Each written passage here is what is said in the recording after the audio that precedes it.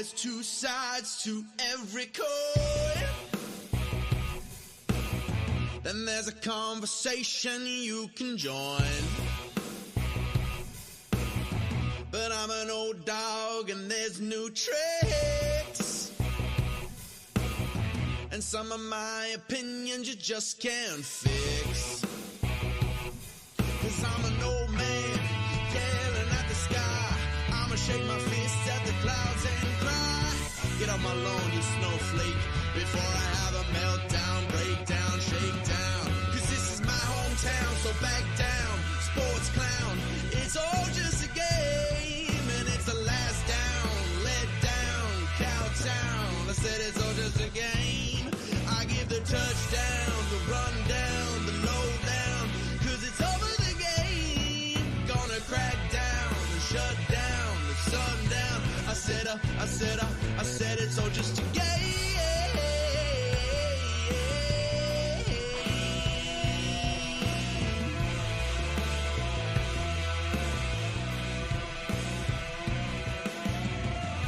Hi, kids. Happy Monday to you. I am me. You are you. Whoa. Drove it right off the cliff there. How are you? You good? Thanks for being here. We've got quite the show for you today. We'll get into that in a second. Of course, reminder that we are broadcasting live from Tree 7 territory, and we are an inclusive program. Everybody's welcome here. Glad you could be with us.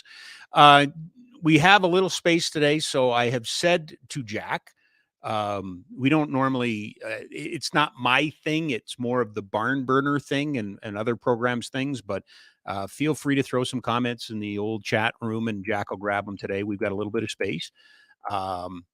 It's a spectacular show. I would sell it as nothing other than that. One that we've never done before.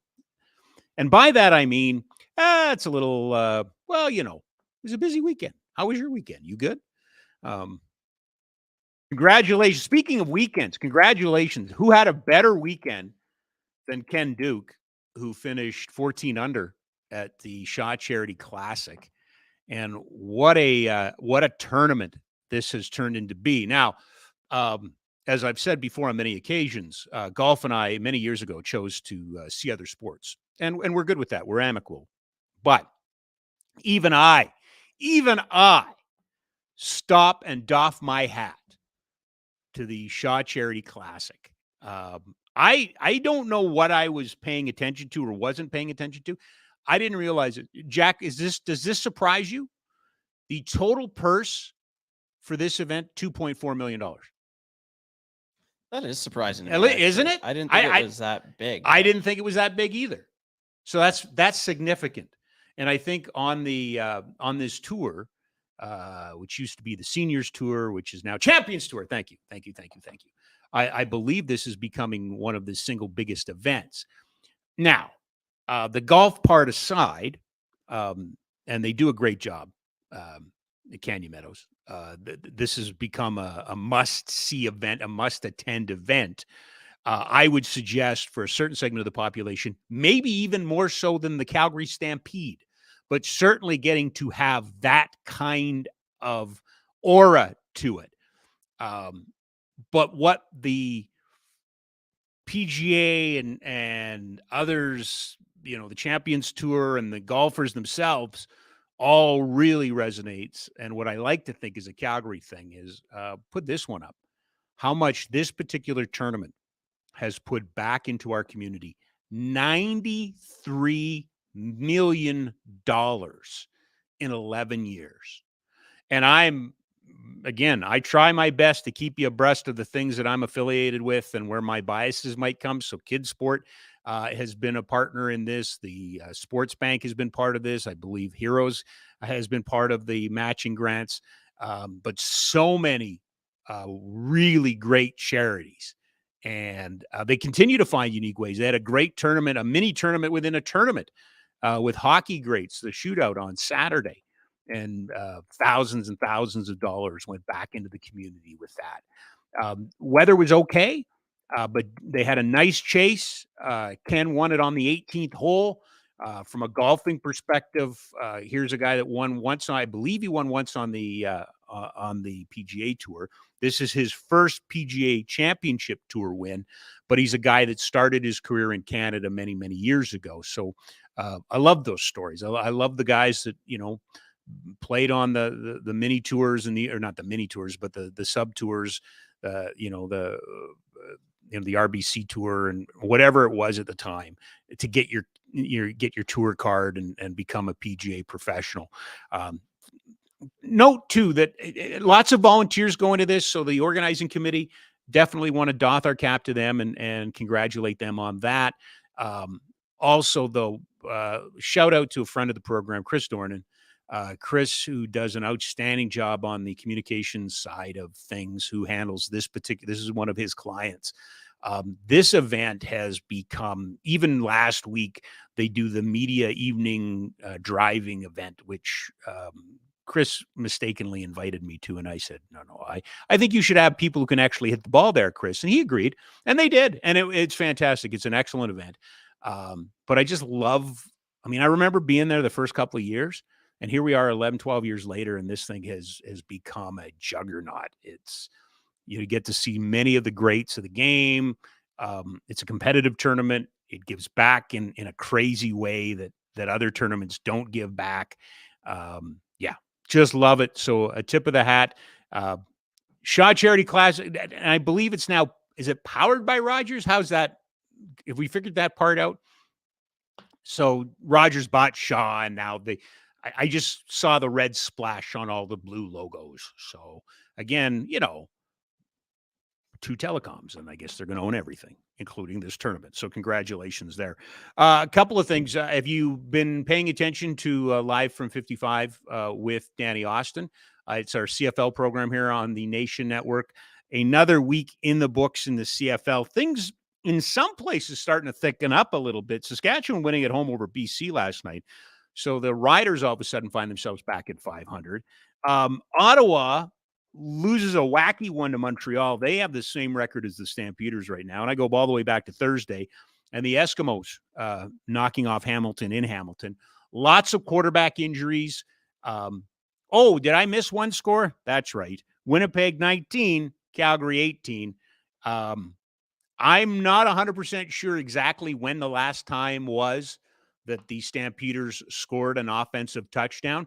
Having said that, the defense is not giving up a lot of offensive touchdowns either. Rennie Paradis is doing the best that he can in all of this. It's a little bit much to put the fate of your team on the back of your kicker every game. I take my cues from Danny Austin, the host of Live from 55, because he's much closer to it. He's going to the practices. I don't go to the practices anymore. I am not as close to it as I used to be. I do know that in my formative years, we always considered the CFL a quarterbacks league.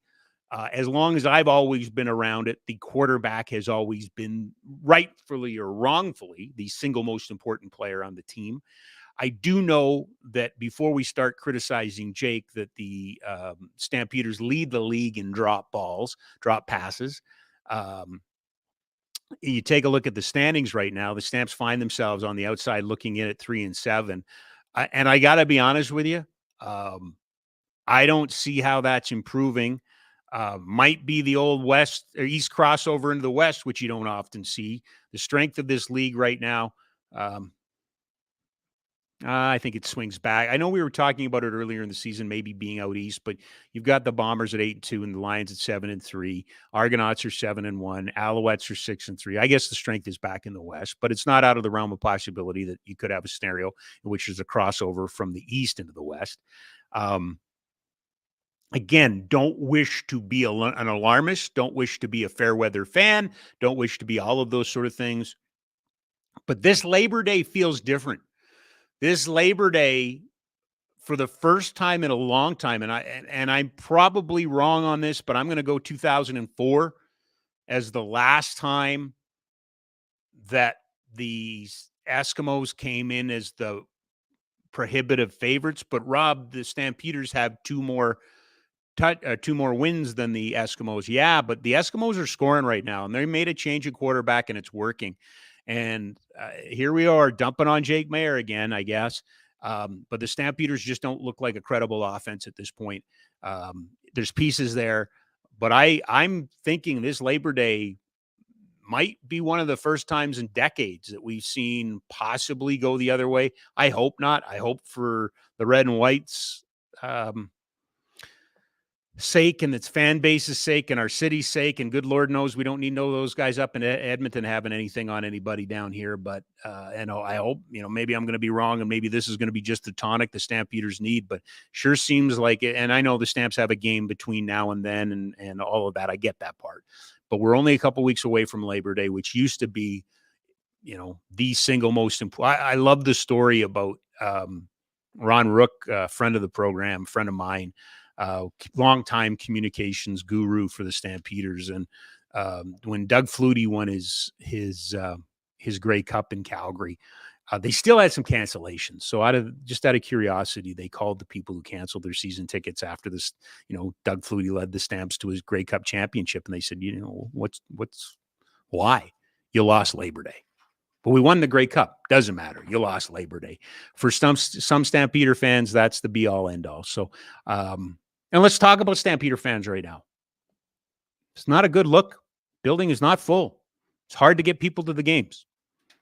It's not a Calgary-only problem. We can talk about Edmonton as well. This is, far from the greatest season in the history of the vaunted Elks history. But we got a problem. Houston, we got a problem. We are not putting people into the building at the same rate we used to put the people in the building. So to me, and we asked this question before, are we trying to put too many into the building? Are we better to maybe make smaller facilities and try to jam out smaller buildings? Or would we still need to try and chase the 28 to 33 to 35,000 crowds? Are we going to get people to support this league in the way it used to? This league, its biggest strength is its history. This league's biggest weakness is its history, because we spend way too much time worrying about its history and what it used to do and why it's not doing that anymore. We don't spend enough time talking about how do we create new fans. We always talk about creating new fans, but we never create new fans. And I shouldn't say never. That's not fair. I know season ticket holders that bring kids, and I get that part. And I got a ton of time for Jay McNeil right now and the work that he's doing over there. He's been given a real tough one. That building sucks. The facilities suck. They have CSEC has invested more money in lipstick for pigs than any other company that I know. It's a terrible building. It's a terrible place to watch a football game, all of those sort of things, just because of the amenities, the washrooms, and all of those. I get that. I understand that. See nothing on the horizon that's going to change that. So I don't know how you change this conversation. And I want to change this conversation. I want Jake Mayer in this studio, and I want you to know him like you used to know Henry Burris, like you used to know Dave Dickinson, like you used to know Bo Levi Mitchell, like used to be able to go, I know him. But unfortunately, the circles that I run right now, name me 5 Stampeders, and they can't do it. And they can't do it. And there's lots of blame to go around, and there's lots of fingers to go around. Hell, I'll do this. I'll take some blame. I'll absolutely take some blame. You want me to bring more Stampeder fans on here? Absolutely. Or Stampeder fans. Stampeders on here? Absolutely. I've given that spot up to Danny, because why would I fight with Danny? Look at the guests that Danny has on Live from 55. So, anywho, I'm nervous. I'm anxious. I'm out of ideas. I'm an ideas guy that's out of ideas. I have never, ever been tasked with working with the Stampeders. I won't try to pretend I have. I have been early on. I went and helped out because that was the early adoption of digital ticketing or whatever you want, online ticketing. So I wanted to get a handle on that. So I did work post-COVID some Stampeders games, and I do know who the fans are, and I do get it. But there's not enough of you, and we need to get more, and I don't know how to do that, or we need to decide we don't want more. We're just going to, solidify around the people we have. But to me, if I'm Jay McNeil, and the last thing on earth Jay McNeil's doing is, geez, I wonder what Rob thinks today. Beware of apathy. Apathy is death. Apathy is absolutely death. When people stop caring, they stop spending, they stop watching, they stop talking, they stop. All of the stops happen, and that's death. And as I said before, I sat out the XFL conversation. You know, The Rock bought the XFL, and the league was talking to the XFL. I sat that conversation out. I was working for CSEC, so I didn't have a voice, didn't have a horse, didn't have nothing. But I watched a whole bunch of so-called media experts or so-called CFL experts crap all over it, not talking out of their rears. They didn't know what they were talking about. They were assuming. And they know who they are. They're former voices of teams, and they're the so-called guardians of the game, and they're the ones that talk to the true fans and blah, blah, blah, blah, blah. Cool. Excellent. Awesome. God bless you. You should have seen how far that, and I get, and listen, I don't think there's a bigger critic of the CFL's business handling than Arash Madani, my former colleague at Sportsnet, my friend Arash Madani, one of the true last great sports reporters that can cover every sport. I believe he's on his way to the Asia to cover FIBA basketball in Canada. There, we'll go all over the world to cover tennis. We'll do I believe his heart of hearts is CFL still. He worked for CFL teams, and he holds absolutely the CFL and its commissioner, Randy Ambrosie's, feet to the fire on everything. But I thought there was way too much tribalism about the XFL. That conversation, there's way too much concern about international players. We sit here and we've always looked at this league and go, what are they doing to expand? So then they do this. What do they call this anyway? They bring in the international players, the Swedes and the Brits and the German players and the Japanese players and all of that, and then we all get all fired up. Well, why should we do? Yes, we should probably care more about football in Canada, but this goes back to another conversation we just had. Who did we just have this conversation? Oh, Labardius on Friday. U Sports. Oh, I'm a big Canadian football fan. You are? You support a U Sport team and junior teams? NFL's good, man. It's slick, man. It's awesome. It's easy. It's got many entry points. It's got many places for you to jump off, take what you need, get in once a week, just like the CFL. But there's big names, and it's glossy, and they're the best athletes, and they're the best, and the best, and the best. And it's the 800-pound gorilla in North American sports, if not 800-pound gorilla in world sports, professional sports, the NFL. And at some point, it just blossomed. It's always been a big league, but I would say since the advent of fantasy football 3 decades ago, 2 decades ago, whatever you want to say, and now with the advent of sports gambling, it's uncontrolled. It's just the popularity, the adoption rates, all of those sort of things are uncontrolled for the NFL, and the CFL still struggles. Let's leave that because I'm feeling depressed, and it's a Monday. We should feel better about ourselves, shouldn't we? We should be excited. We are mere weeks away from the start of a new National Hockey League season, a new Western Hockey League season, a new youth hockey season. Nobody calls it youth hockey except me, I guess. But we are, dare I be that one candle in a window, be I that lone voice in the wilderness, that voice that you hear in the wind. Don't get caught up in pre-training camp, blah, blah. Right now, I hated this time of year on radio because it's, the NFL's not quite started. Major League Baseball's beginning to thin out. And for many years, the Jays weren't, the Expos weren't around and the Jays were no longer a factor. And then players would start coming back, and then we'd hunt them down. Where are they? Let's go talk to them. Where are they? They're training over at Father David Bauer. Let's go talk to them. How was your off season? Great. Okay. Well, in 2 weeks when camp opens, what are we going to ask them? How was your off season? Oh, great. So let's not get too fired up about the hockey and the local hockey heroes. I'm not really supposed to say bad things about stuff, so I'm trying to be nice here. Ryan, write a couple of positive stories, will you?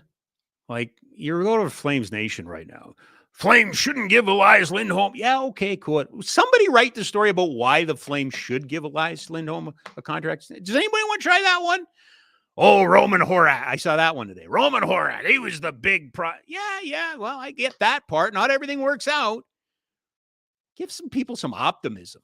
Give some people a reason to be excited. I don't care. Just an observation. But let's not get all caught up in the weeds here for the next 3 weeks till these guys get to training camp. And can we, because I didn't get to do this. I haven't gotten to do this since 2018, so 5 years ago. Nope. I haven't been able to do this since 2017. Can we please hit? You call out Ryan Pike, and what does Ryan Pike do? He shows up.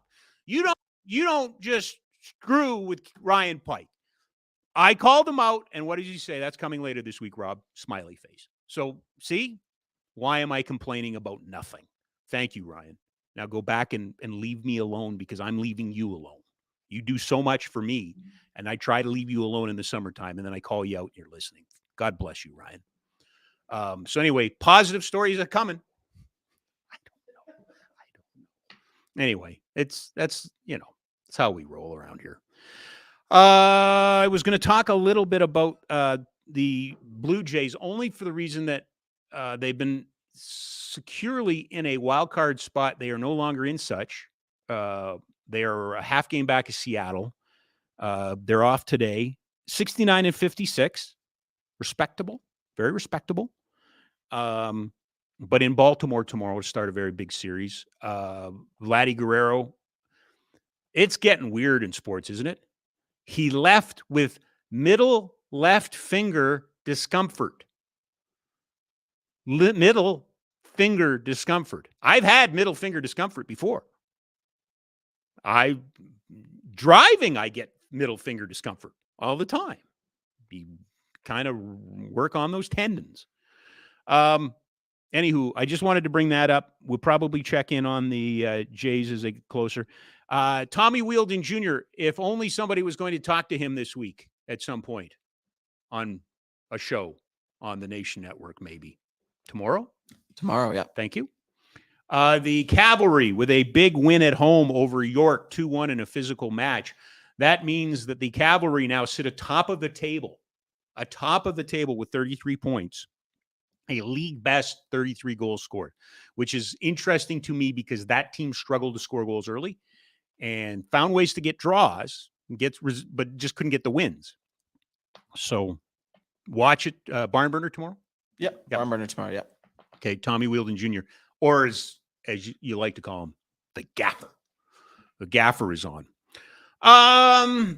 This is our what do we call this show? This is not the Rob forgot to book a guest spectacular. Nope, that's not this. This is a complete surprise show for us. So we just sent out surprise. Who's going to come on? What story can they tell? Well, we're going to start with a surprise, and also feel free. We got some do we have some comments? Do we need? Yeah, we got a couple. Okay, so we'll get to those. If feel free to drop a comment in there. We'll answer some of your questions because I never do that. I feel guilty sometimes about that, but then I listen to the comments that are left for Rhett, and I can't answer those. And some of the things that Boomer gets into, that's not me. So if you've got some in my realm, which is very kind of Anyway, fire them into the comments, and Jack will ask them here in a little while. We do have a guest brought to you by Ski Cellar Snowboard. By the way, Ski Cellar Snowboard, 3 locations are opening up August 29th. McLeod Trail by Chinook Center, 17th Avenue Southwest, just off of 14th Street. Bow Ridge Road Northwest by McDonald's, bottom of Windsport. So that's all coming up next week on Tuesday, the 29th. Their Labor Day sale starts the 29th through September 4th. So get an early run in here. get on it. If you want your skis, your snowboards, get on there. Ski Cellar Snowboard, skicellarsnowboard.com. Stores are opening next Tuesday. Very pleased to have join us, dear friend of the program, one of the true greats in all of hockey. He is the executive director of Heroes Hockey. Fresh back from Northern Ireland. The hockey hotbed of Northern Ireland. Hotbed of Northern Ireland. Now, when did you get back? Like, I thought you were getting back. Did you get back today and haven't gone to sleep yet? Is that how this is working? No, I got back last night and I slept lots, so I'm good. You're good. Okay. I'm good. Okay. Although I suspect a number of your listeners are going, that's the best you could do for a guest? No. It's a spectacular. It's a big show today. There we go. Big good. show. It involves me answering questions at some point. But right now you have questions answers for you. Can I ask you a question? Yes, you can ask me a question. Sure. No, I do that lots. Okay. Let me ask you this. Why the hell were you in Northern Ireland? Well, that's a long answer to a short question. I think lots of people, I always make the assumption lots of people are familiar, but maybe they're not. But, the historical troubles in Northern Ireland around whether you are, what your faith is, and essentially it boils down to, in simple terms, are you Protestant? Are you Catholic? Are you British? Are you English? Has led to many long periods of violence and lots of periods. They call them the Troubles, sort of in that typical, British way. They sort of understate it. I mean, these Troubles were, periods of really terrible violence and terrible things that humans perpetrated on humans and all those sorts of things. And I think on our end, and certainly I remember being, being a young adult, you heard about the Good Friday Accord in 1999. You go, oh, well, that must mean it's all over. No, it doesn't mean it's all over. It's happening it's still happening regionally. It's still happening on street corners, and it's still framing how people view people. Not everybody, but enough people that it's a problem. And so about 15 years ago, through a series of really bizarre circumstances, we were presented with the opportunity to bring ice hockey, which is a completely neutral sport, to a place and use it as a launch pad and a bridge to bring kids from these different backgrounds, different neighborhoods. And when I say different neighborhoods, it might mean, Rob, that you can look out your back window and see the houses behind it, and those people come from a very different background than you, and you are in direct conflict with them. Right. But yet you live that close to each other. Find a way, a neutral activity to bring them together. The great thing about ice hockey is nobody plays it over there. It's a very, very small, so it's brand new to all these kids. They have a pro team, though. Did you have a pro team? Sorry, Belfast has a pro team. Yeah, we can talk about the Giants because they're fantastic. But it's not a sport kids grow up learning to play, aspiring to play, even knowing about. There's one rink in the whole country. So unless you live near it, you're not seeing ice, you're not seeing skates. So when you're doing something as difficult as learning to play, you forget that the person who's helping you up might be somebody that a week ago was trying to help you fall, if that makes sense. Yep. And so we were invited to try it for a year, and 15 years later, we're still at it, still doing it, and continually reminded about how important it is that you give young people an avenue and a space to be heard and a place to find other youth. And the part I didn't expect is that you get to see what hockey can be. There is no history of girls don't play. There is no history of discrimination based on the color of your skin or the culture you speak. Like, hockey has never kept anybody out because they need everybody who wants to play it in. So it also gives you a little inspiration when you come back here and we deal with all the institutional nonsense and all the other created barriers people have. You see what it actually can be in sort of it's kind of that reverse compliment kind of way. You can see what it can be. It's reflected in a country that hardly ever plays it, right? So the kids that you're working with, Kevin, how do you get them? Who brings them to you? Where do they come from?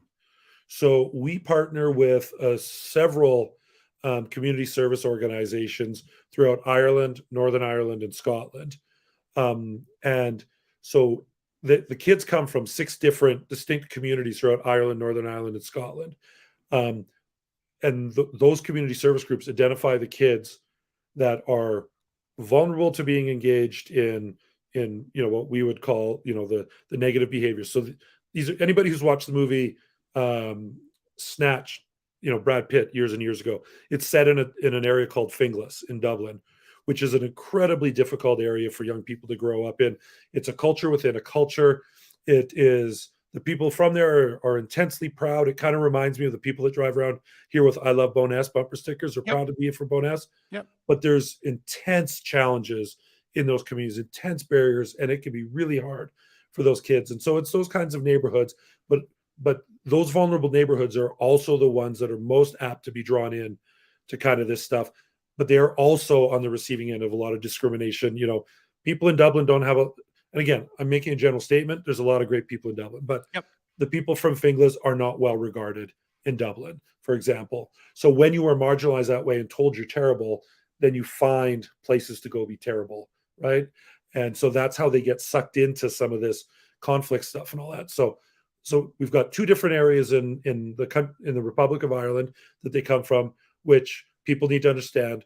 Ireland is not this. Ireland is Ireland and Northern Ireland, two distinct countries, and don't confuse those, because when you get into Northern Ireland, then you're dealing with people from neighborhoods and streets that are Irish and identify that and want a united Ireland, and they perceive that their land is being occupied, for lack of a better term, by the British. And then you have the British populations, which perceive that you're not loyal to the flag and to the crown. There's, you know, and some of this is antiquated language, but they talk about loyalists and Republicans and all this kind of stuff. Yep. And that's the root of the conflict. But then we also have players that come from different areas in Scotland, because that Protestant Catholic stuff is very real there. We often only think of it in Northern Ireland, but it's very real there.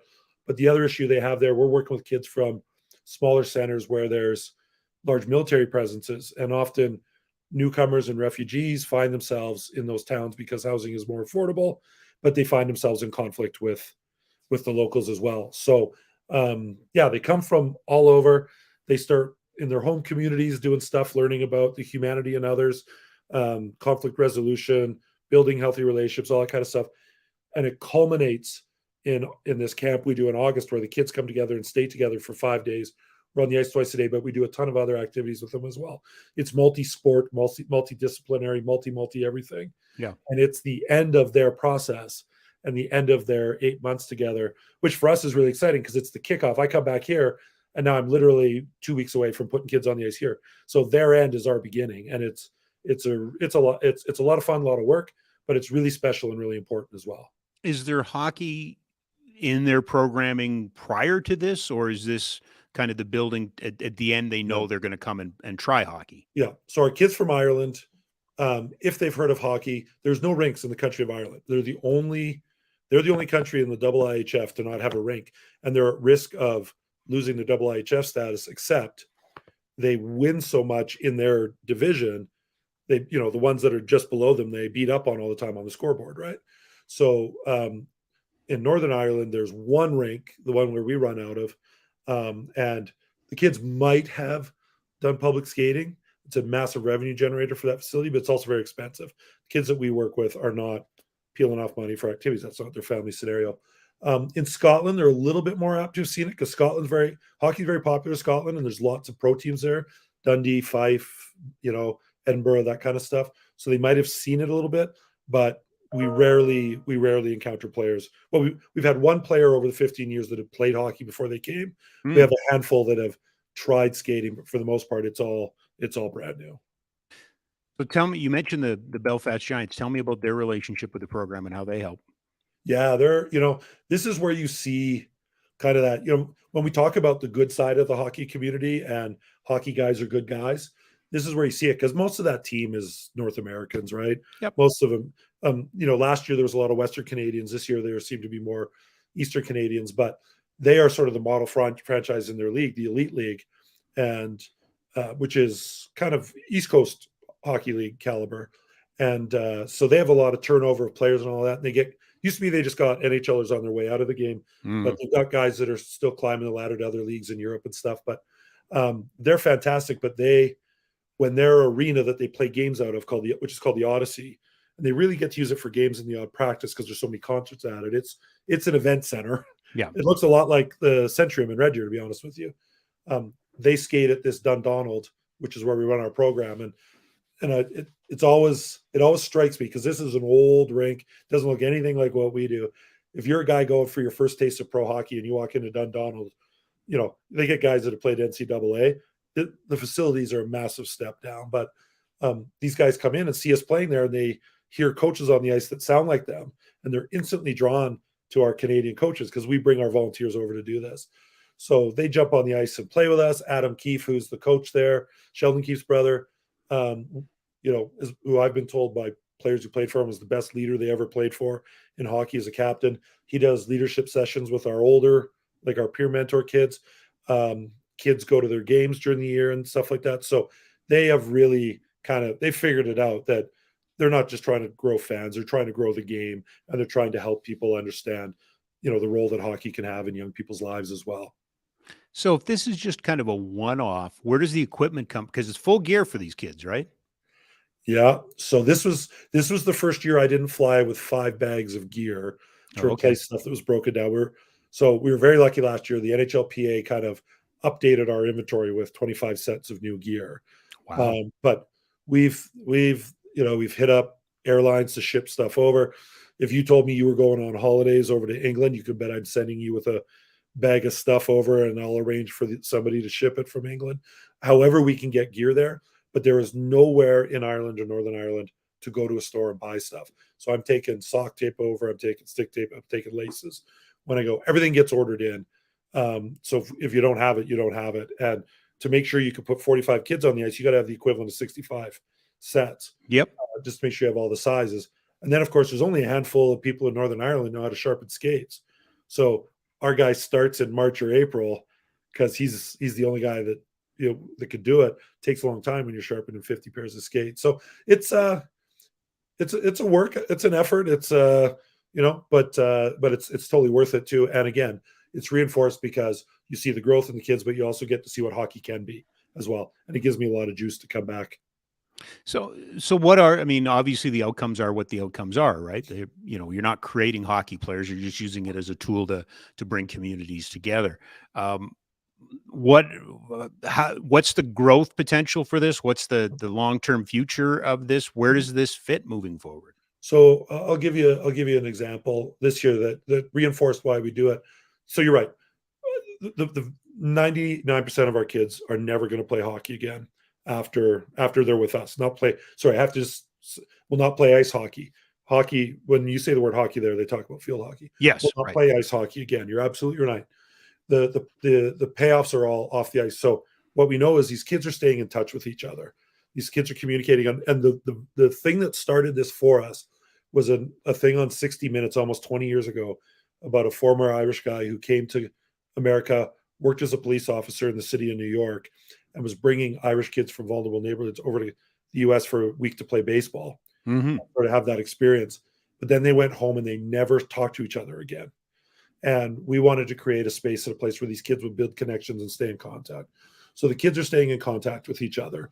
And we do the odd follow-up about once a year where we bring the kids back together in an event so that they can do that.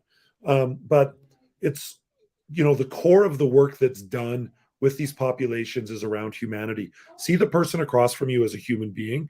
See the person across from you as someone's son, someone's daughter. And these kids are leaving with a very different sense. They move a long way in the 5 days we've got them there. When you're breaking bread with somebody, Indigenous communities teach us a lot about the value of breaking bread. When we sit and we mix these kids up at meals and we talk, and like every conversation is specific and thoughtful and deliberate. So they see each other as humans and as peers and as equals, which is really important. And they do make mistakes. Excuse me. This isn't a finishing school. We're getting raw talent here. We're getting vulnerable kids. So I'll give you an example. This week, early in the week, a few of the boys had somewhere that come from Northern Ireland had heard somewhere the derogatory terms that could be used about people in Finglas, what people in Ireland call Finglas when they want to kind of cut their spirit. And they were using them towards these kids. And they thought it was kind of all in fun, the way that we might banter. And I'd say, oh, you got a face for radio, Rob. Yeah. They didn't understand the gravity of the words.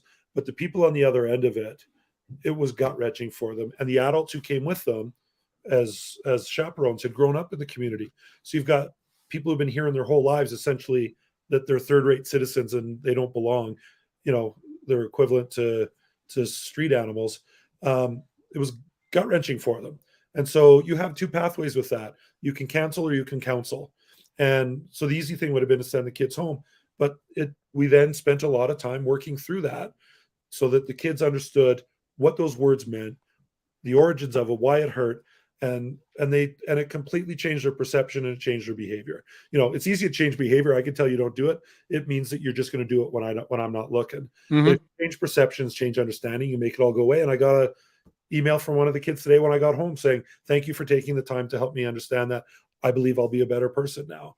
Right. And that's the reason why, because if you can make them just a little bit better than you got them, and you can get them thinking a little bit about the person across from them, then really they're hopefully they're less likely to engage in violence, or less likely to engage in some of those conflicts and troubles. And what the people over there, the elders that have been through these years of conflict, they tell you is, like, the old guys are too entrenched in their position, so they're always going to think the other side is terrible. The guys sort of our age, maybe a little bit younger, they're just looking for a reason to go back to battle. And this is why, like during Brexit, people were deeply concerned over there. Like, Yeah. it all leads back to that. But they believe this young generation can make change, because our generation grew up believing storytellers. This generation grows up saying, if I don't see it on the internet, it didn't happen. And so we can change perceptions, and maybe we find a way to bring them back together. How's it influenced you? I mean, you've done this for many years now, and it's a short but a very intense burst, right? Yeah. When you sit there, I remember one time we had one of our volunteers and remembered being 4 years old. And he said, so bizarre, he remembers 4 years old, but being pushed by in a stroller and a bomb going off in the mailbox next to him. Right. And you meet people over there who lived through this, and you realize how very real it is for them. But then you meet the kids, and they're the same as the heroes. Dublin Mia is the same as Regina Mia. Like, kids are just kids, but they all have a different story, and you don't learn it unless you get their story. And the only way you get the story is by building up trust, and the only way you get trust from them is by building a relationship with them. It's easy for us to do it in Heroes, and we talked about it on your volunteer show. Yep. We're looking for volunteers who want to invest time with these kids and build relationships, because then you learn all this stuff. When you've only got 5 days with them, you got to be genuine. You got to walk your talk. You got to lead by example. And if you do, these are kids that they want people to learn about them. They want people to see them for more than people say they are. And it just shows you that leading with this first, but a touch of this as well, Mhm. goes a long way. But it also shows you what sport does. And it actually tells you it doesn't matter what the sport is. I'm taking a nothing sport in their eyes to a country that has no culture of it. Like, we could take any sport here and do this with kids. If kids get a chance to play, all the other stuff comes with it. Yeah. And if we're going to leave kids in their basement, if we're going to leave kids in front of computers, we can't expect different outcomes from them. We have to set them up for success.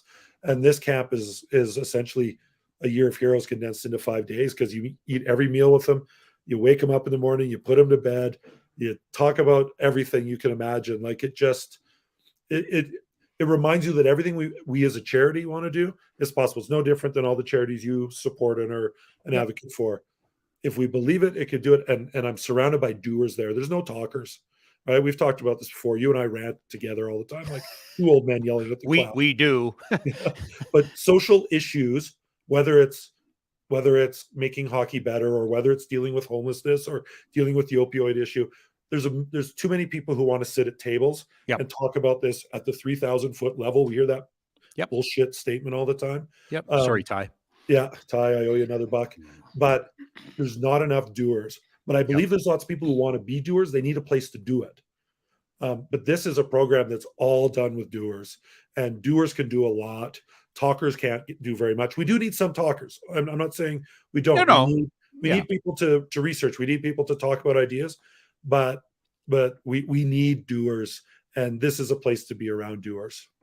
I know is Heroes, as is so many charities, but I really see it over there, because they're also following my lead and our volunteers lead, because I'm asking people to volunteer around a sport they've never seen before. Well, and that's what I wanted to ask you. I mean, you can handpick your volunteers that you take with you, and you've got great ones to go. Unreal. But what you inherit is interesting to me, and how they adapt to the Heroes the lessons of the creed and all of that. Yeah. I mean, it won't really show well in here, but my hand's covered in blisters because, right, we're tying all of the skates for all the kids because there's nobody over there that even knows how to do it. Right. They call them boots, right? They think they're Yeah. right. They lead for us in how, like, they've really taught me a lot about seeing other people as human beings, Mm-hmm. right? People will say, "Oh, you're a bleeding heart social worker, anyways," and yeah, I am, and I'm pretty proud to wear that label. But when you break everything down, when people say to me, "How can you be so patient with that person?" or whatever, a lot of it is from being over there because you recognize everybody there is somebody's son or daughter. Everybody there matters to somebody, regardless of whether they're different from us. But then when you get to a place where you see the racial part isn't the reason, it's the faith. You understand everybody's got a different story. But so these volunteers teach us how to decipher over there, how to decipher that. But like I've done it before where I throw a roll of hockey tape and a stick to them. They don't know what to do. They confuse elbow pads with jocks. Like, it also reminds you that just because you know something doesn't mean it means anything to anybody else. Right. So we literally, the first couple of days, we stand in the grass and we practice putting on our gear, and we have to explain what everything's for and what the purpose is and all that. Right. It forces you to break it down really simple. And if you do that, then the other volunteers get excited by your enthusiasm. So now I've got these volunteers at Belfast who consider themselves hockey people, even though it's only for 5 days a year. But now they go to Giants games, and now they follow it on TV a little bit, and they're starting to fall in love with the game because they see all these lessons we talk about. Like, you talk about leadership and the people wear letters on their jerseys. Well, then they watch a game and they go, "I see what you were talking about. I saw so-and-so slide down and get hit with a shot on purpose." That's what they don't call it blocking shots. It's getting hit with a shot on purpose. Or those cutaways on the bench. They see those things that maybe we don't see anymore. So they see the benefit of the sport, right? And to me, it's always the great hero's story, that the clarity that comes from innocence. Yeah. Talk about the story about the coach in Edmonton who said, "Go stand on the red lines." Yeah, right? Yeah. People have heard me say this one before, but early in our existence, our goal was to look for hockey guys. And when I say hockey guys, I recognize I'm leaving out the girls. This was 15 years ago when we were starting, and hockey was different then. Our language was different, and I was younger, right? Yep. But you're going, okay, this is what we need. We need hockey guys. And so we hear from this coach who had coached AAA for 20 years or whatever it was, and was ready to step away from that. And I suspect in his mind, hockey was getting too soft, or whatever it was. I don't know. And so we thought, this will be great. This is somebody who will know what they're doing on the ice. Keep in mind, most of our kids have never skated before. So when they hit the ice, they fall down on their knees. Like, blows the whistle, everybody to the red line. And he's standing at center ice. So you or I, or most of your listeners, you know what that means. Mm-hmm. But these kids were laying on their stomachs. They were on one knee. They were standing and falling, but they were all over the ice. They had one thing in common. They were all standing on a red line. Yep. They just weren't standing on the red line he wanted. And he looked at me and goes, "I don't think this is going to work. They're not good listeners." And I said, "I think they're listening really well. They went exactly where you told them." And he kind of looked at me and he said, "I don't think it's going to work." I said, "You're probably right." And and that was it. And it just meant we weren't the right fit for him. But it's that reminder that, we talk, people listen, but what they hear isn't what we said. And it's inherent on us. Organizations like ours have to be really good listeners. And that's all it was. It was less fun. But that moment really gave me a different clarity, because now what I realized is you can teach any good person how to run an ice hockey drill. You can't teach a hockey person who's come up with one way of thinking that it's okay that kids are all over the ice. And so it really kind of, it was a defining moment for our organization too, right? So it's every moment's a learning moment. Every moment's a chance to grow and get better at what you do. Well, and what the reason that it speaks to me on so many levels is because it's the right things and it's done for the right reasons.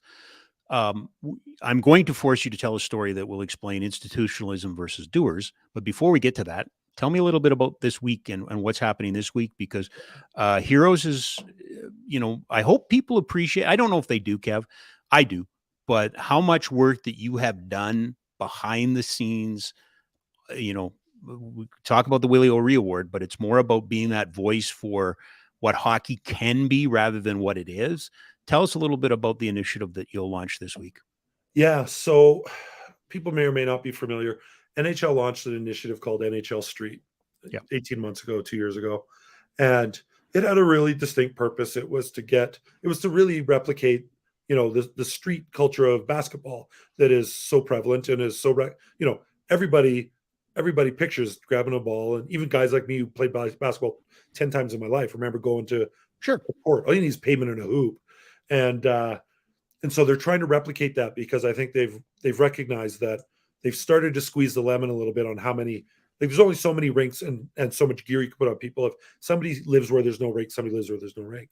So they're doing this NHL street thing. And I just said to them, when you're ready to step outside of the box a little bit with how you're doing it, because it was launched with lots of festivals, city center festivals, you bring people in. And I think their hope was you'd get lots of new players. And those skeptical ones of us realized they were probably going to get, the coach of a U13 AA team who brings his whole team in their matching workout gear, and they go and they win it all, and they use it as dryland training and this stuff.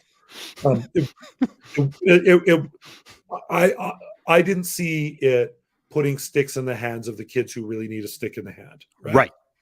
And so I said to them, when you're ready, and the NHL is used to me, whether it's the Willie O'Ree Award, whether it's being part of their Hockey's for Everyone, they're used to me calling, going, I got an idea, right? And so I said to them, so they said, okay, we're ready. What do you want to do? I said, it's just this really small project where, there's this First Nations Health Consortium that represents 46 Indigenous communities across the province. Some of them are remote. You can only get in the summer or with a winter road, et cetera, et cetera. But these are communities that lots of them have no access to hockey at all. Some of them don't have any recreational opportunities at all. But the other thing that I learned through you and the work you do with the Health Consortium is they all have these group of young leaders that want to give back to their community. They want to change the discourse and the conversation about who the uninformed side of our society sees our Indigenous communities as. And leaders can't be leaders without something to lead. And it just seemed like this is the thing to do. So, it took a little bit of cajoling, but the NHL said, yeah, let's give it a try. So, on Thursday in St. Albert, we're at the TP Summit, which is a major event for young Indigenous leaders across the province. We're going to be rolling out that street hockey, NHL street, which people say to me, well, you could have just done it. Just send sticks and a ball. Just send it. But It was important to bring the NHL street brand to it, because these are kids that are so disconnected from the NHL. And it's not about, can we turn them into an NHL player? What I've really learned from our superhero stuff is those that are left out really need, and you and I were joking earlier about big grand invitations. They need a grand invitation into the game. Yeah. And the grand invitation is the one from the NHL. So we roll in with, the 18-inch street hockey boards and the logoing that goes alongside it. It says the NHL wants you. The NHL values you. Or if all it is the NHL sees you, that's important. And then with it comes the game of street hockey. So all 46 First Nations communities across the province will have the ability to bring this to their communities. And, and the partnership with us and the First Nations Health Consortium, the NHL and other people we're bringing into it, it also means that cost won't be the barrier. And because it's got to be free for some of these communities. I mean, it does. Yep. Again, you and I go on these rants all the time. It was through this process I learned that the funding that our nations receive from the various levels of government, not only do they not provide dollars for recreational sport at all, but if they try to creatively divert some to it, it gets pulled back. And every kid needs access to play and recreational sport. But these communities more than many in so many ways. And so, when I said to the NHL, imagine the video you make of a set of boards leaving downtown Manhattan, NHL offices, getting on a plane to Edmonton, and then a truck from Edmonton to a barge up the river to a snow machine to bring them, and then the kids can play. I mean, those are the kids we actually need in the game more than anybody.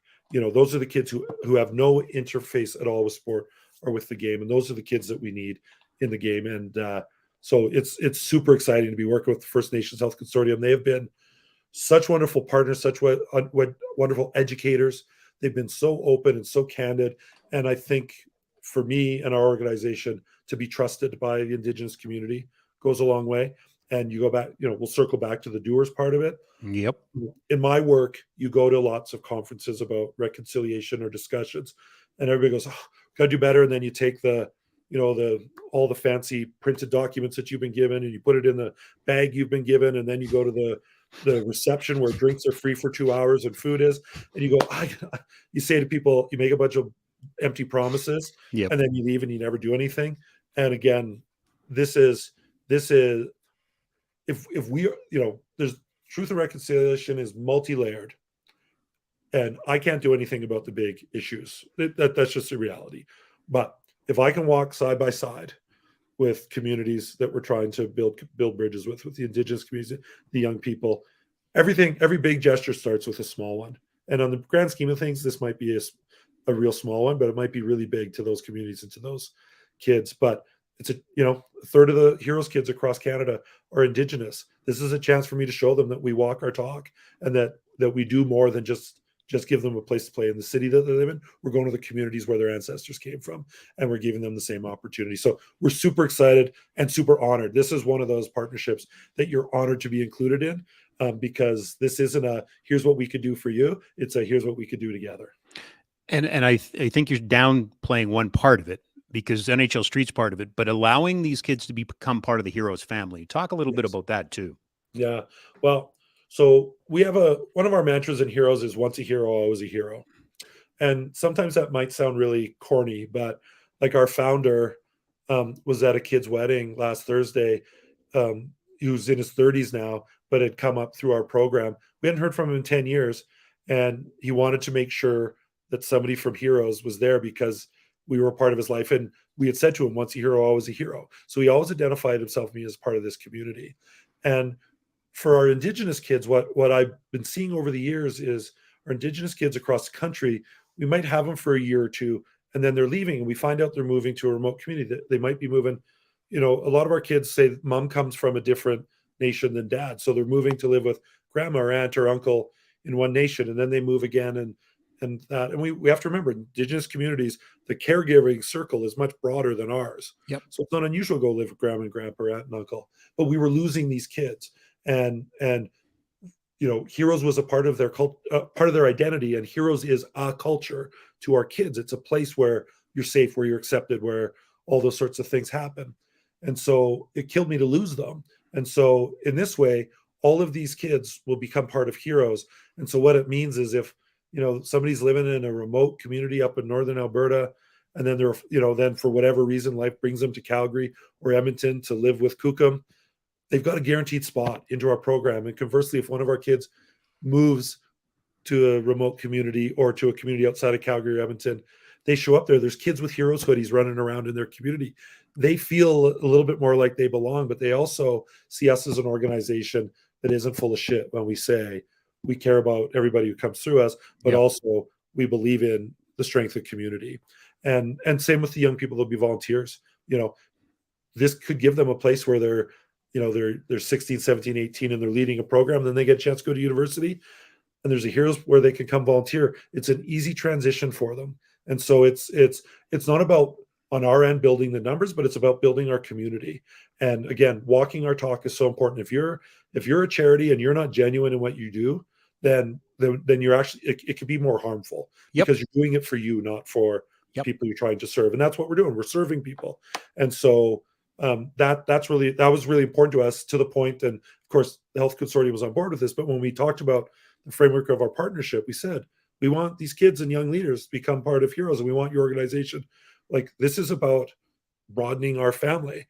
And if that that was our only non-negotiable, and it was a no problem, right? But it's important. Kids need to feel like they belong in many places. I think one of the conversations around diversity, equity, and inclusion is sometimes we silo kids, and they then become identified. Well, you're a marginalized kid, or you're a person of color, or you're this, or you're that. And I've told the story before of the young Indigenous person in Winnipeg I sat with one time crying. Well, we had them dressed, but going on the ice, you could tell wasn't going to happen. And I'm sitting with them. So, if you're checking the some of the boxes, they're Indigenous, but that wasn't what was causing stress. They were two-spirited, but that wasn't the barrier for them being able to play. They were not living with their family. They were living in with a surrogate caregiver.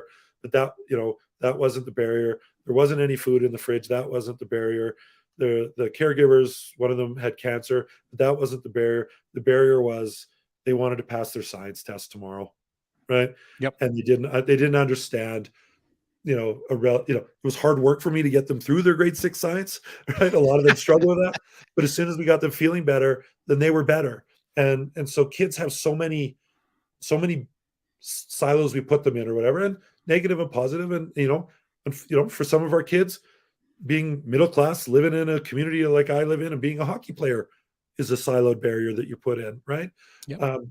But kids have so many different communities that they can belong to, and the kids with a bigger support network are the kids that do better because they're willing to take chances and they're willing to challenge themselves. They're willing to test each other. They're willing to ask questions. They're willing to ask for help. So we're just trying to build that safety network around them. You called and got grumpy, Rob, earlier today, and I am grumpy. I'm tired. I think this is what it feels like to what's the word when you wake up the next morning after being drunk? I'm hungover. I feel hungover. As a guy who just spent time in Dublin and Belfast, I can tell you that I know what that means. Hungover. Not only with the kids in camp, the days outside of camp. Yeah, I don't drink, and God bless. It's my decision. That's all. So I've never been drunk, but I feel hungover today because it's been a busy weekend. So I'm pissed with institutions. I really am. And we were having this conversation. So do me the favor of telling this story because it's the best, and it's a hockey story, yes, but it's really not. It's about institutions versus doers.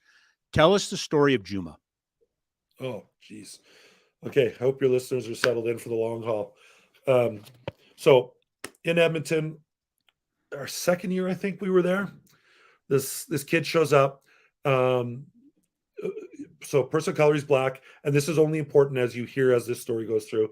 Came from a refugee community a refugee camp in Tanzania. He had lived his whole life in a refugee camp.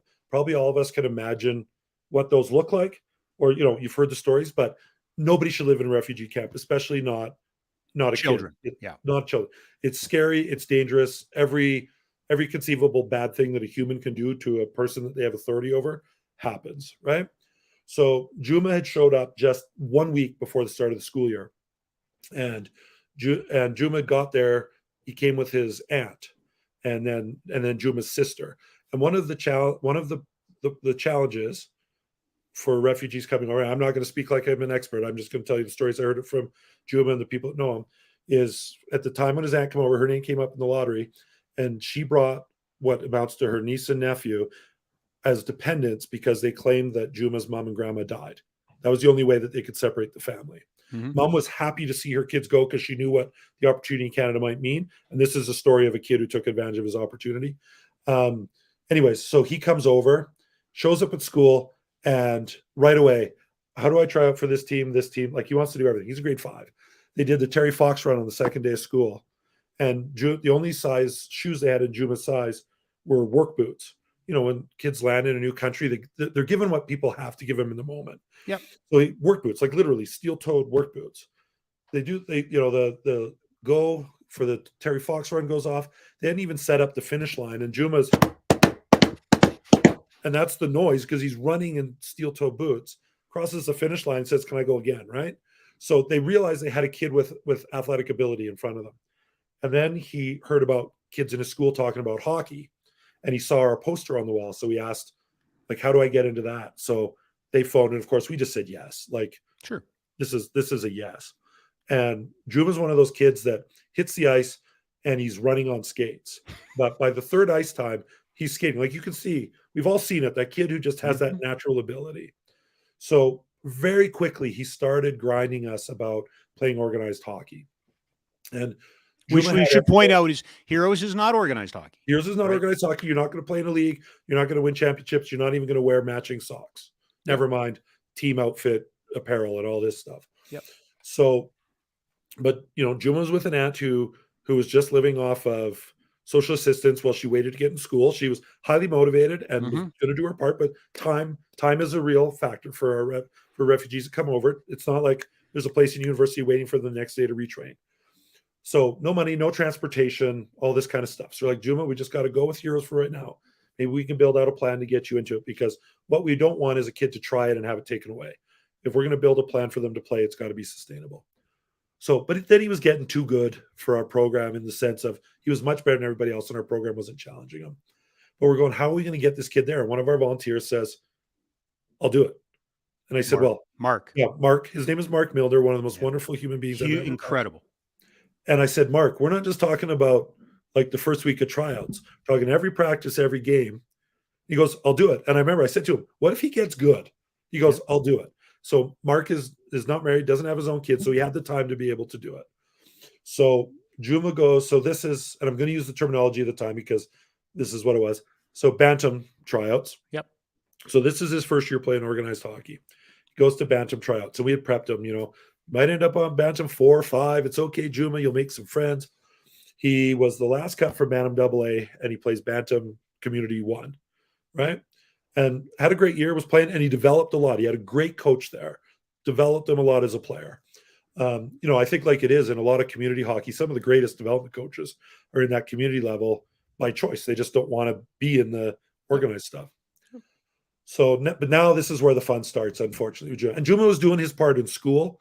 It was also pretty evident that the age we thought Juma was is not the age he was at this point. And it's not uncommon for refugees and newcomers, well, refugees especially, come over without birth certificates or any documentation. Those systems are not robust. And, you live in a refugee camp, they're not making sure you take your birth certificate with you. Yep. So they really make a best guess of how old the child is, and they assign that birth date, and that's what everybody works from. But you can see physically, he might have been a little older. I mean, I got to be honest with you, right? Yeah. Anyways, so then he goes to so he says, Kev, I'm going to try out for Bantam AAA. Okay, Juma, now you're playing real high level hockey. Year 2 of organized hockey. Year 2 of organized hockey. Yeah. Probably won't happen for you, buddy. But good. I'm proud of you for trying out. Phone rings late one night. It's Mark Milner's number. Kev, Juma made Bantam AAA. You're kidding me, Mark. No. And we had paid Juma's fees the year before. We knew we were making this commitment. Mm-hmm. We weren't counting on this, but we problem solved it. It's going to be $15,000. Because the fees jump at that point. Yeah. It's going to be $15,000, and it's got to be paid by Friday. Okay. So we problem solved that one. Heroes found some money. We found some other donors. I mean, it's a pretty easy story to tell. Sure.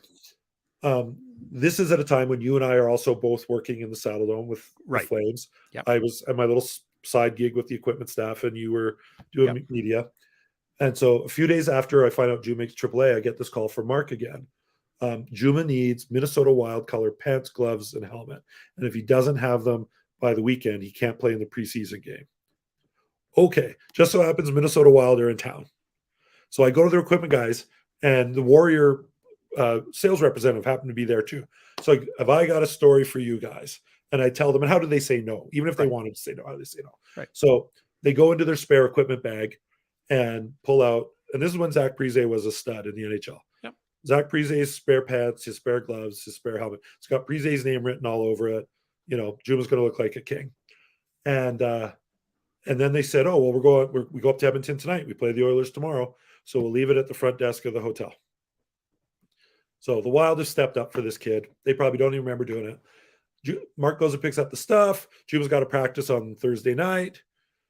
I get this phone call. Coach needs to talk to you. Coach gets on the phone. So Parise was a Warrior. He wore Warrior pants, gloves. That was his deal. Yep. We're a Bauer team. We're not a Warrior team. And I said, what are you talking about? The coach is like a 27-year-old guy who played junior B and takes it way too seriously. He says, you win as a team and you lose as a team. It's all about the team. And, if one guy stands out because he's wearing different gear, it's going to stand out. I said, I hate to break it to you. Juma's going to stand out on your team. Like, Juma, how many Tanzanians have you got? Right? He said, I'll let him play in the preseason game with that stuff. But if he doesn't have Bauer, he can't play in when the real games start on Wednesday. Nothing against Bauer. Nothing against Bauer. This isn't a Bauer issue. This is a human issue. Yep. So I say to him, fine. I'm pretty sure you could tell me that there's a store where I can go get all the Bauer stuff Juma needs. He goes, yeah, go to whatever the sporting. I won't say the sporting goods place. Yeah. Because they weren't complicit in this. It's about this guy. Yeah. So Mark says, I'll go get it. Well, wouldn't you know it? the Southside Athletic Club, Minnesota Wild colored hockey equipment package is $2,000 for pants, helmet, and gloves because it's got to be all the high end stuff, right? So now we're into another $2,000 for Juma, but how do you say no at this point? So it was really fun to phone the Minnesota Wild and say, where do I send Zach Brise's stuff? It's not good enough for this coach in Edmonton. Anyways, Juma plays.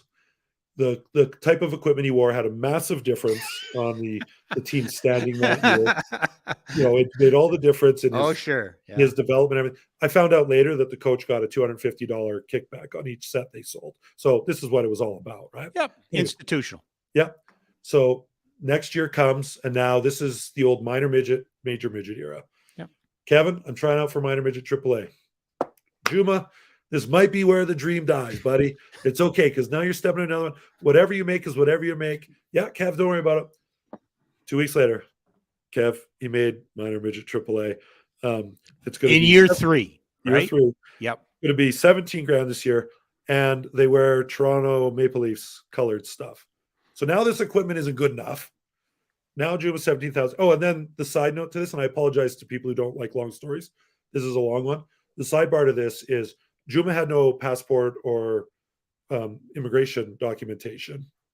So anytime they left Canada to go to a tournament, he couldn't go. And everybody knows that going to away tournaments is absolutely part of the hockey experience. Absolutely. But when I was a kid playing whatever the AAA equivalent was, that meant going to Kelowna. These teams are going to Arizona and Vegas and all this stuff. So Juma's missing out on all this. We didn't have to pay for tournaments, I guess, is my saving grace. So worked with the guys at the Flames. They hooked him up with Leaf stuff. And fortunately, the brand didn't matter. So he had CCM helmet and Warrior pant. Anyways, didn't matter. So Juma plays minor midget AAA. Then he tells me he's going to try out for major midget AAA. So stupid me, I have the conversation. Oh, and he had been invited to the WHL prospects camp down here in Calgary. Mark brought him down. Year three. Like this thing just gets better and better, right? So Mark takes him to the first day, and it's the fitness testing. And I told you Juma was probably a little bit older than we thought he was. This kid went like when you put on one of those dry fit T-shirts, you're going, oh, like this guy had the physique, right? So the first test like they rotate everybody through the fitness testing. First one is that jump where they hit the fan, to measure the height. Juma goes up over the top, and his hand goes over and reaches the other side. He thought you had to reach over the top to push the fan. So they had to go find a way to measure how high he jumps. He kicked everybody's ass in the physical testing part. Like everybody was looking at him going, oh, right? I'm sure there were scouts going, if this kid can skate, yep, we found something here. Unfortunately, because Juma, this is only his third year play, when you get to that level, the fact that he was fast and could react well didn't help against guys who. So he, this is actually where it starts to come apart for him at a hockey level. He killed everybody in the fitness testing. He was probably, quite honestly, the lowest ranked skater. So that was, that was when the WHL thing kind of wasn't good. And we didn't, he wasn't expecting it. It was just a chance for him to skate. When you're a kid with no money and no resources, and somebody's going to give you free ice and free workouts, and a guy's going to drive you from Edmonton to Calgary, you take it, right? Yep. Yep. So anyways, goes to major AAA tryouts. We have the whole conversation. But I wasn't really serious about it because I'm like, he's probably going to make it. Like, he keeps proving me wrong. So the phone rings, and I go, okay, here's the call. It's going to be $25,000. Kev, I didn't make it. They want me to go play midget AA. Juma, that's okay, buddy. Lots of guys have done great things in midget AA, but I played midget AA. Lots of guys have gone on to do other things too. I'm going to quit hockey, Kev. And so I go into that Juma, and heroes don't quit, like this kind of stuff. He goes, no. And he's trying to interrupt me, but I'm the old man rant thing, right? I'm lecturing the kid. Yeah. And then I remember he says, are you done? I said, yeah. He goes, I just got a letter yesterday from Rugby Canada. They invited me to join the National Development Program, and I'd really like to do that instead. Well, of course he did, right? Again, no citizenship, and actually wasn't a Canadian. Like he, wasn't legally a Canadian, so probably shouldn't have been invited. So, and I'm sitting there going, oh, this is great. I just got to buy this kid a pair of shoes. This is all I needed to hear. Well, rugby's actually even more of a country club sport than hockey. It ended up being more expensive. But so that's what Juma did.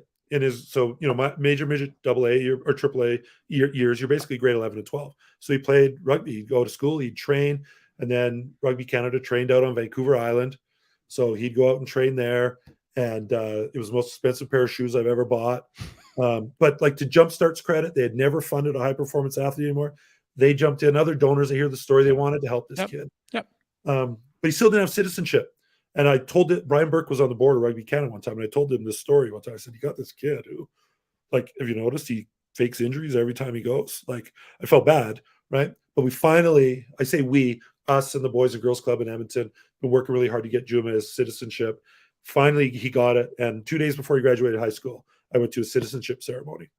He left 2 days after he graduated high school to go to Fiji, New Zealand, and Australia to play rugby. And when you think about it, a kid who grew up in a refugee camp in Tanzania, basically was confined to his community in Edmonton, took full advantage of sport. Again, great marks in school. By this time, he was a peer mentor at Heroes, like the nicest kid in the world. He was the kid that you would be okay if your daughter brought home. You see that happen for him. And that is him taking advantage of every opportunity given to him. And he did it. So he played on the rugby sevens team, national team. And then a couple years later, Kev, I'm going to quit rugby. Juma, like, we just got you citizenship. You just did this. No, you don't understand. I got into university. That was always his goal. So sport went away, went to school. He just finished law school in Birmingham, England. Thank you. He's coming back to do, because he did it over in Europe, he has to do one more year at the University of Toronto. He's basing his accommodations on where is closest to a Heroes rink because he wants to volunteer. He's 1 year away from, and his goal is he wants to be an immigration lawyer because he wants to make it easier for people with immigration issues to tell the truth, to come with easy pathways, all these sorts of things. He wants to give the next Juma the opportunity to have it a little bit easier than he did. But all of these things, like, part of the reason it took long to get citizenship, we had his application in, and then the government went on strike. And what I learned in that time is when they go on strike, they destroy all the applications in process, ostensibly from a security issue. Well, if you don't have one birth certificate, you don't have two. So it created starts all over again, right? Created a lot of work. And, you know, the only other small piece of this story I'll tell, which is some people will get this, some won't. I was out in Toronto, my phone rings, and it's a guy from Hockey Canada. Says, Kev, I got to put you on speakerphone. And Hockey Canada has never funded us. We're not part of them. Nope. But we had cordial relationships with them. Sure. Our kids are not considered hockey players by Hockey Canada's current processes. But you're on speakerphone. We're at our national meeting, and all the executive here said, okay, they go, tell us about Juma Amisi. And I said, why am I telling you about Juma Amisi? Well, when he made that minor midget AAA team, two parents complained, and they said, there's no way he's the age he is. He's only there because he's a person of color, like all this kind of stuff. And so it's not that I lied, but I said, Government of Canada says he's this age. The school board says he's this age. So I treat him as this age. And yes, he's a physical beast. Yes, he's the athlete that everybody wants to be. But what do you want me to do? Like, but people had complained about, and you don't want to say they saw a black kid make the team and they want, but this was a black kid who made the team. But you know, there had to have been a reason why, and it was the two parents of the kids who were the last cuts who complained. Of course it is. Of course. So, you know, it's all this stuff, and each of them on their own seems like a minor. But Juma had every barrier put up along the way, and because we had knocked down the first one, which is you want to play hockey, you can play hockey. Gave him the courage to try and kick down everyone after it because he had people standing beside him. That he knew would stand beside him, and that's at the end of the day what programs like Heroes are about. That's about building confidence and resiliency and self-esteem and all that. It's about being able to do that stuff. And every kid deserves to believe that they're capable of anything. And sometimes it's something as simple as letting them play. I love the story. I need the story told. It's, to me, when I get frustrated about institutional versus doers, it's the Juma story. It always is.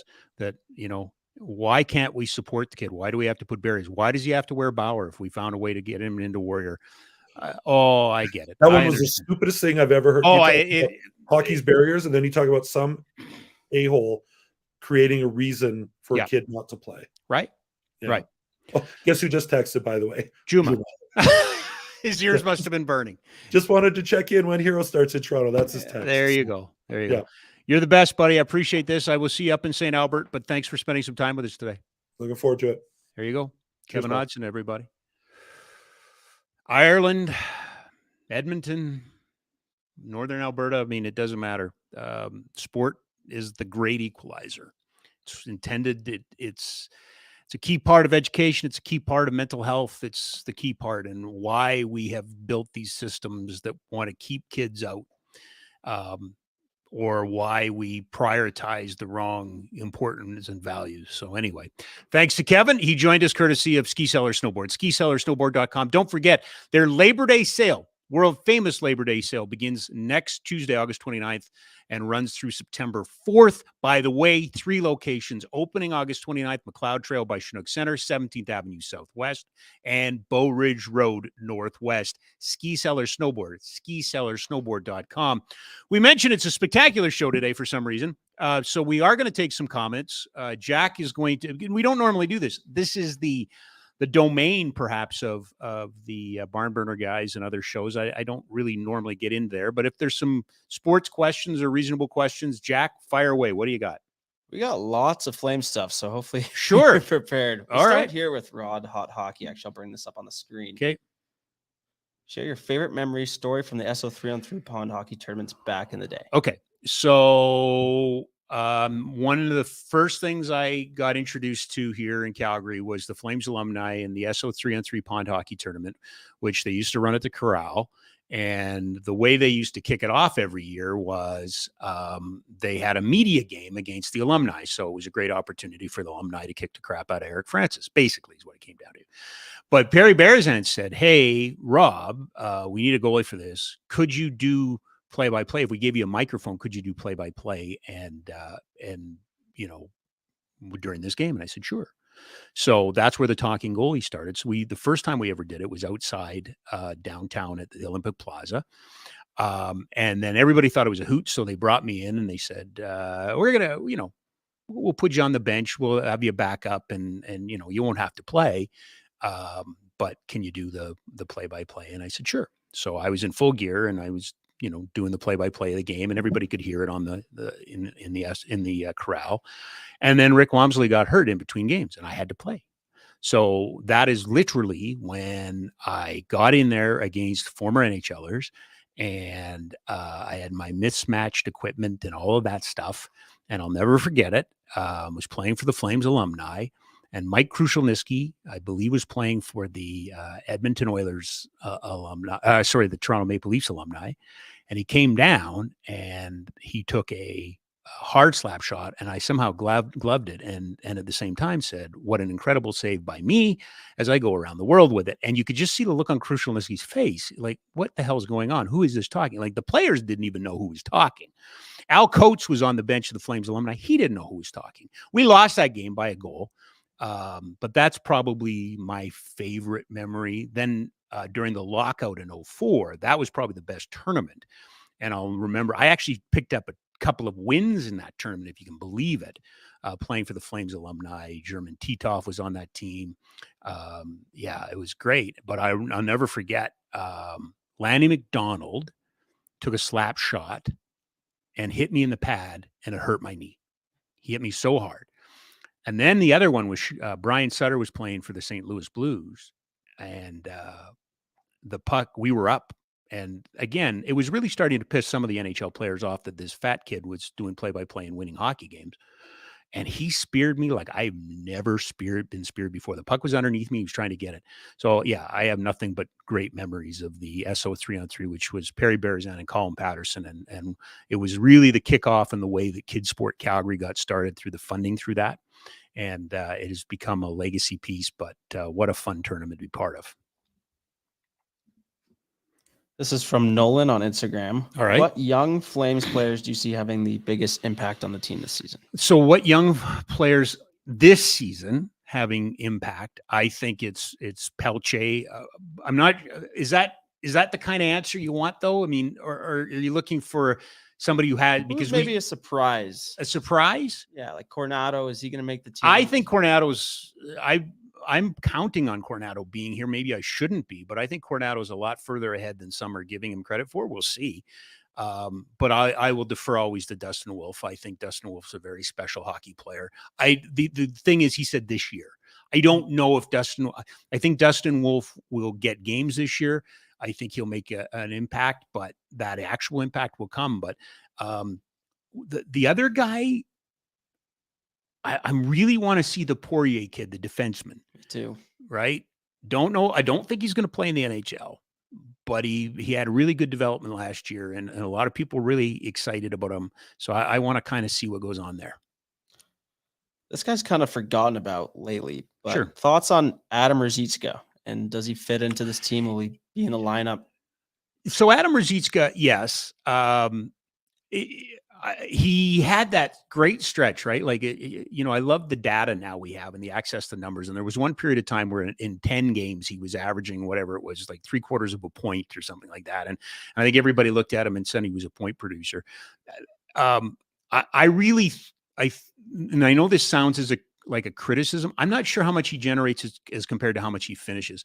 Watching him in the American League, Matty Phillips just put the puck on his stick and he finished. And Matty Phillips got him the puck and he finished. I think he's a big body.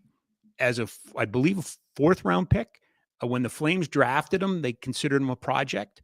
I don't think he's forgotten about necessarily by the team, but I am very curious to see what Ryan Huska has to do to get him going. He was there, and then all of a sudden he was an afterthought, wasn't he? When Walker Dewar came up, and he was just an afterthought. And it goes back to that whole conversation we had last year about, developing young players at the NHL level. I don't know him well enough to know what his mental makeup is. My hope is that the kid comes in pissed off. My hope is that the kid comes in knowing that he's got to be more assertive. But the one thing I will not criticize Daryl Sutter for is I don't think he took him out of the lineup because he didn't like kids. I think he played himself out of the lineup. You need to be consistent at the NHL level. He needs to show me that he can be consistent. Who do you think will be the captain of the Flames, and who do you want to be the captain of the Flames? Backlund, I want, and I wonder if he won't be the captain. Boy, did you see a lot of this Mackenzie Weegar stuff? Yeah, a lot of people lots of people hyping that up. Lots of people and I don't think that's a bad choice. I think you got some tenure there. It makes a lot of sense. Backlund has put in the time. Backlund loves this team, loves the city, loves the logo. Yes. I know he was in the Swedish newspaper saying, "We'll wait and see," and all of that. That's just common sense. That's just good business. But Michael Backlund's ingrained in this community, supports 3 different charities in this community. He has worked and cobbled at the feet of Jerome McGinley, at Mark Giordano. I think he should be the captain, but it's a 2-part question. I think he should be the captain. I'm going to go with, I wonder if Mackenzie Weegar isn't the captain because you have him for 4 more years after this. But I think both are good choices. I think it was an absolute shame. I just think it's a mistake not to have a captain. Yeah. And Backlund was acting as that last year. I don't care what anybody says. He was one of the de facto captains on this team. Okay, here's a bit of a tough one. All right. Have you had any interactions with Murray Edwards? If so, what was he like? Yeah, I have. Murray's a guy that would pop his head into the hot stove lounge, listen to everything, would challenge. A couple times I said something and he came back and so you don't think this or you don't think that. I've interviewed Murray once. I interviewed Murray on the expansion of the what at the time was Centennial Arena, which has become Flames Arenas. He was there on behalf of the foundation, and we talked about that. Murray's a bright guy that is very passionate about this team and very passionate about opinions. That was the beauty of the hot stove. I know I guess I sound like I'm kind of ducking the question, but that was the beauty of the hot stove lounge, was we just left the door open, and the best conversations were always the conversations as people walk by the door. And I remember I ran into Murray I don't know if he would mind me telling this story. I hope not. You remember when Tree signed big defenseman after the trade deadline? Used to be in Philly. I apologize. I'm a little bit slow today. And he ended up bringing him in the next year. Nicholas Grote. Anyway, but he signed him after the trade deadline, and it was adding a body that couldn't play in a playoffs, and it made no sense to me. And I said, it makes no sense to me. I don't know why you do this. And some people thought, oh well, he's bringing leadership and all these. And then that's no. I mean, if you can't play in the playoffs, why is he here? And I ran into Murray Edwards on the way out, and he said, "So you don't like the signing?" So, that's my interaction with Murray. I know enough to say hello to Mr. Edwards, and I respect the business acumen for sure. Favorite memory calling games on TV? Favorite memory on TV.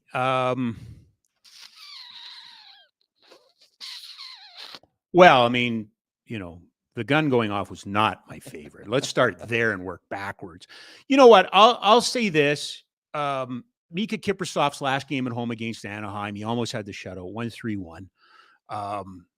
I knew, other people knew. I think the fans knew. I mean, nobody really said it. But yeah, I think his last game, and I wasn't very good at that job. I wish I was better at that job. But the one thing I did do is I laid out for a bit towards the end, just let the fans take it. I'm really proud of that. I like to think at least I had enough common sense. I'll give you my favorite memory. So October 23rd of 2008 was the first game I ever did in Nashville. It was a pay-per-view game. Charlie Simmer was my color analyst. And I had been given this opportunity. John Shannon was doing some consulting for the NHL, so he had worked with me. I was working with Carlo Petrini, one of my dear friends. I was working with a bunch of guys I love, Peter Stewart and others.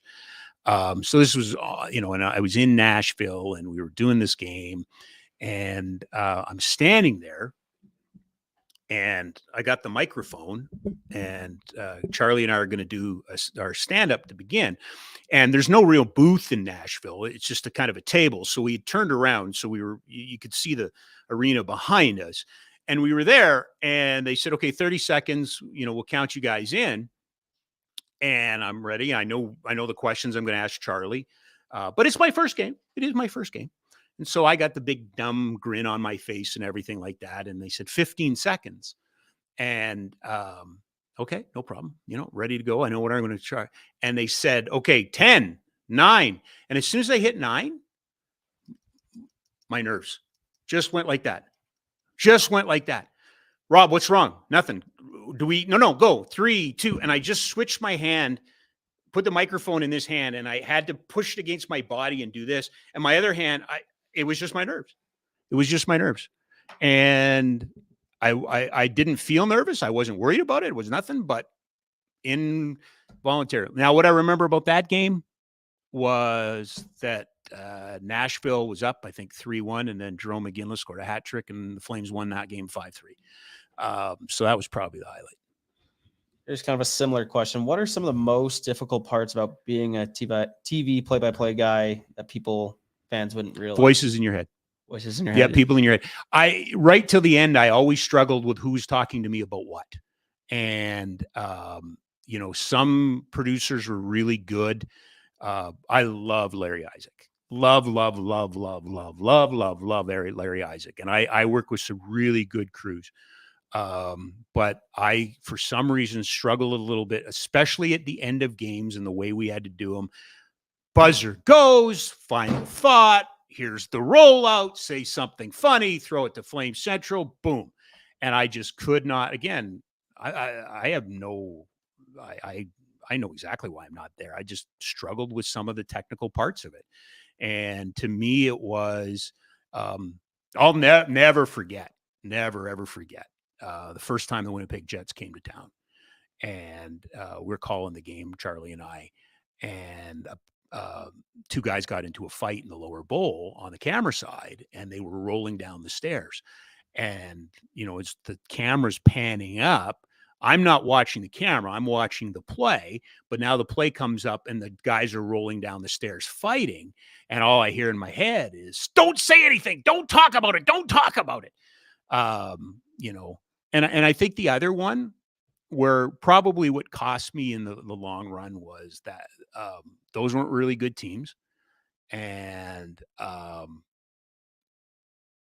the Flames might get 2 shots in the first period. And it's like, you guys gotta bring it. You gotta bring it. And we tried. And I always struggled because I was criticized for being too excited about home goals. And then the internal criticism from some on the team side was I was more excited when the visitors scored. Peter Marr was my barometer. Peter Marr called the goal as a goal. Just did. Now, the Flames goals were a little louder, sure. But sometimes you had to stop and wait to hear from Pete who scored that goal, because it was a big play. It was a big play. And we had that whole conversation here not that long ago about how broadcasts have changed and things like that. I really wanted to, call games 60-40. I think the teams preferred a different way, not the Flames. I'm not saying I ever got any pressure from the Flames, but if I did, it went through the Sportsnet and it came back to me. Mark Giordano scored an overtime goal just before Christmas. I think it was an December 22nd game against St. Louis. And if you go back and I think that's 13. If you listen to it, I lose my freaking mind. But that's who I was. That's what I was. Yeah. So hopefully that answers the question. Who were your favorite broadcasters growing up? Peter Marr and Rod Phillips.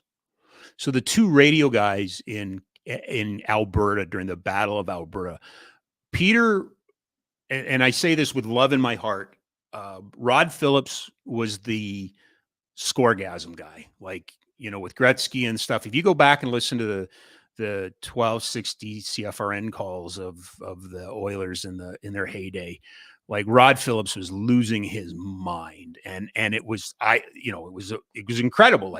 It just sucked you in. Peter Marr was more measured. He was different, but I grew up in a province that had cool weather that allowed you to listen to skips. So I could listen to both games. I could listen, living in Edmonton, I could listen to Calgary games. And when I came down here for my family, I could listen to the Edmonton game. It was brilliant. So from that, and then getting to know both of them, Rod was a true gentleman, and I hard pressed to think of anybody who's had a bigger influence on my life than Peter Marr. On a television side, Danny Gallivan. I go all the way back to Danny Gallivan, my Hockey Night in Canada days. You watch Bugs Bunny, and then the Hockey Night in Canada single game came on, and Danny Gallivan, in my own world, not that I thought a lot about Law and Order, Danny Gallivan, judges, politicians, these were the people of stature. These were the people with voice. This is the people who knew things. So yeah, definitely Danny Gallivan on television. And I have a great appreciation. Lou, I'm a big, huge Lou fan. I've always been a Lou fan. I followed Lou in Estevan. I followed Lou here. I love him. I think Lou's great. Rick Ball's awesome. Rick's really good. I wish I could be half as good as Rick Ball is. I wish I was half as good as Rick Ball is. And then I like the characters too. I think there was, just some really good Dean Brown in Ottawa still, but I was very fortunate. I got to meet Mike Lang, and I think the world of Mike Lang. But the big two for me were Rod Phillips and Peter Marr. Final question for you. Sure. What are your expectations for the Flames this season? I think they're going to surprise people.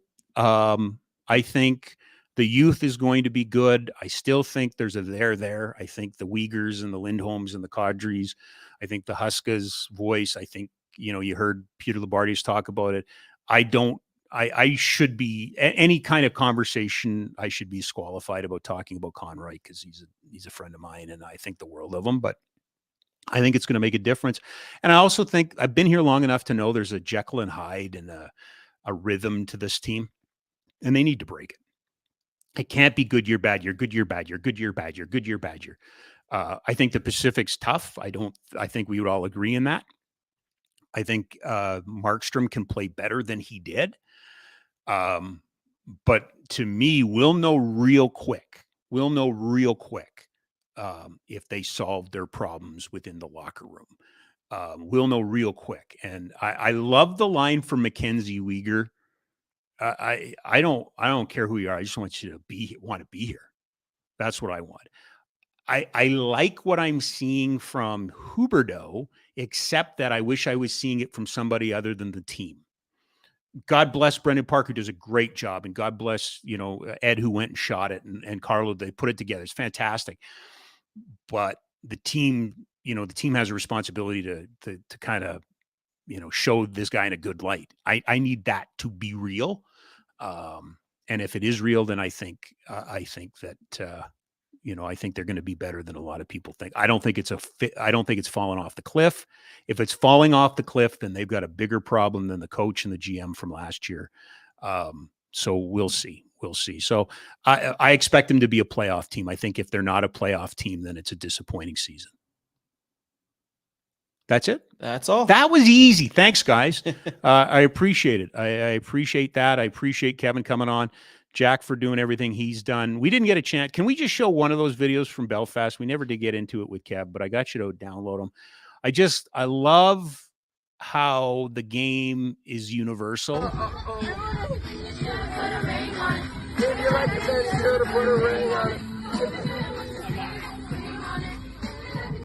So little Beyonce on the way to the rink. Hockey players are hockey players, right? Doesn't matter if it's Calgary, Toronto, Halifax, Janvier, Belfast. It's about having fun, and I loved it. So I guess that'll do it for us. Thanks to everybody who joined us today. Thanks to Kevin Hodgson for all the work he's doing. Thanks to Jack. Jack continues to work miracles for me. As I said, it was a busy weekend, and I never got the guests that I was looking for.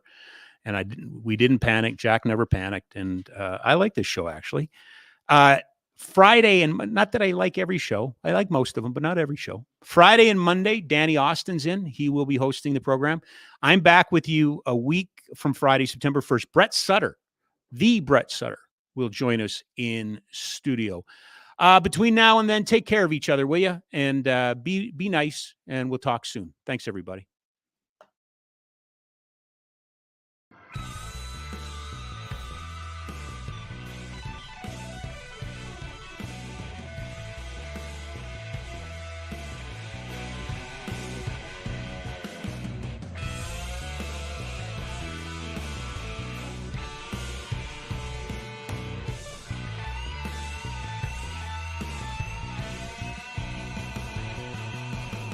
When there's two sides to every coin.